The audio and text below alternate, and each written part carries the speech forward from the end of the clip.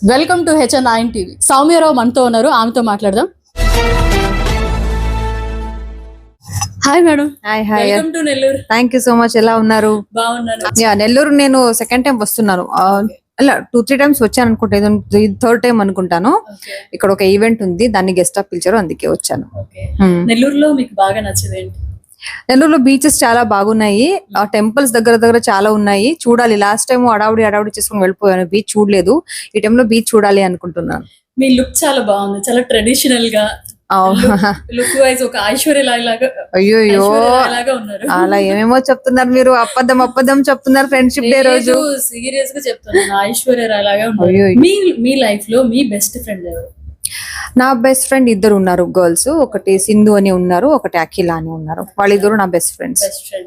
బెంగళూరులో ఉంటారు. చిన్నప్పటి నుంచి బెంగళూరులో ఉంటారు. చిన్నప్పటి నుంచి కాదు, కాలేజ్ ఫ్రెండ్స్. అలానే మెయింటైన్ చేస్తూ. ఎప్పుడు మీకు గొడవలు రాలేదా? వస్తుంది అప్పుడప్పుడు, కానీ అప్పుడప్పుడే సార్ట్ అవుట్ చేసుకుంటాం అంతే.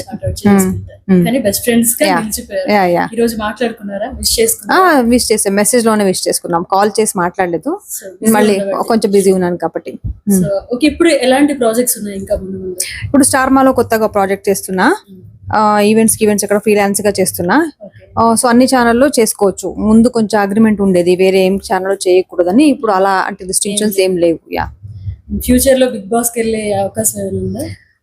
ఏదో దాని గురించి నేను ఇంకా ఆలోచించలేదు. వస్తే వెళ్తా, because it's very big platform, right?